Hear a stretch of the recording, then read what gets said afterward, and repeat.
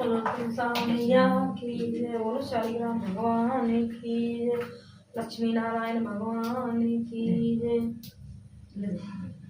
कार्तिक मास का 10वां अध्याय।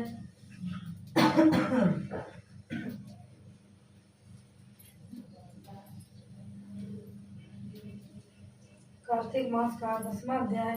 कार्तिक में स्नान पूजन का वर्णन सुनकर 88,000 ऋषियों को संबोधित कर श्री सूत जी ने कहा कि हे महाराज, पृथु का मन कार्तिक महात्मा और विष्णु पूजन में रमने लगा। राजा पृथु बोले कि हे नारद जी, आपने कार्तिक महात्मा का बड़ा उत्तम फल कहा।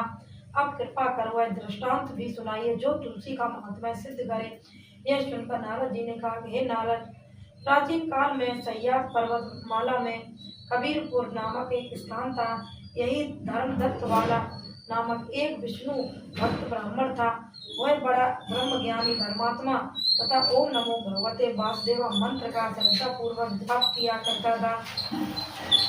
ब्राह्मण विद्या प्रेमी, शीलवान और अतिथि सेवक था। एक दिन ब्राह्मण धर्मदत्त पूजा की सामग्री ले भगवान विष्णु के मंदिर में जा रहा था। रात्रि केवल एक पैर की बची थी, तभी उसने सामने से आती हुई एक भयंकर राक्षसी को देखा। वह बिल्कुल नग्न देह लिए आगे आई, बड़े बड़े और टेढ़े दांत सहित लाल नेत्र फाड़ रही थी।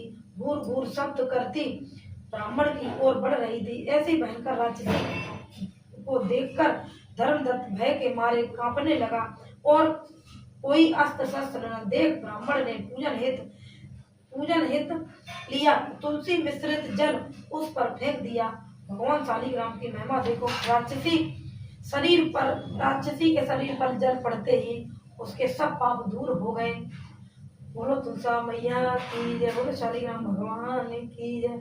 वह हाथ जोड़कर धर्मदत्त के आगे क्षमा मांगने लगी। राक्षसी को अब सद्बुद्धि आ गई।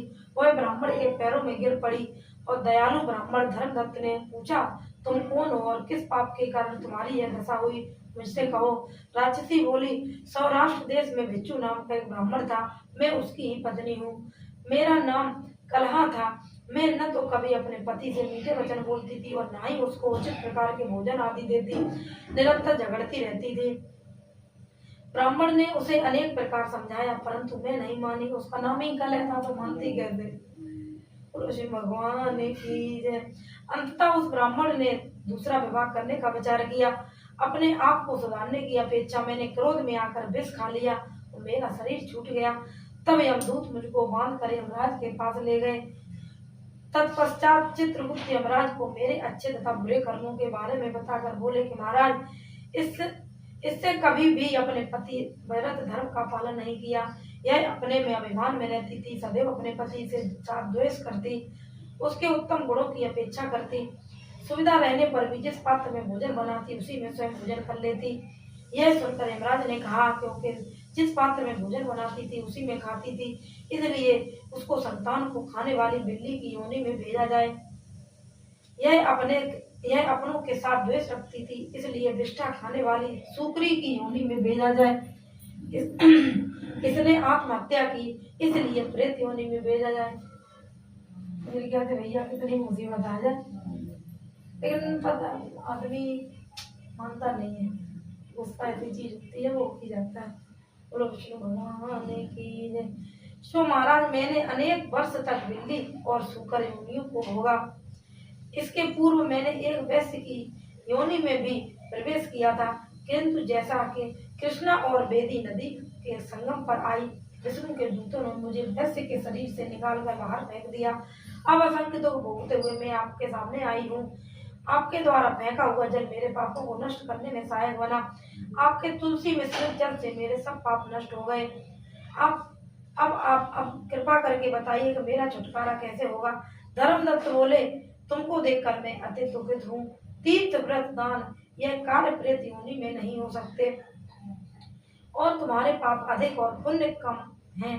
अतः मैं भगवती तुलसी से प्रार्थना करता हूँ कि यदि मैंने सारी आयु कार्तिक व्रत किया है तो आधा पुण्य आपको मिले।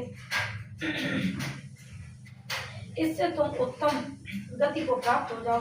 तब ब्राह्मण ने जो ही तुलसी मिश्रित जल उस पर फेंका और ओम नमो भगवते वासुदेवाय का मंत्र पढ़ा तो वह कलह प्रेत योनि से मुक्त होकर अग्नि के समान दिव्य देह धारण कर लक्ष्मी के समान रूपवती हो गई। बोलो विष्णु भगवान की जय।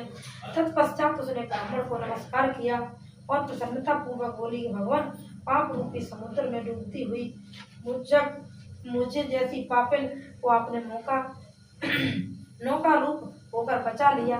उसी समय भगवान विष्णु के दूत पुण्यशील तथा सुशील वहां पर आए और उसको विमान में बिठाकर वैकुंठ में ले गए।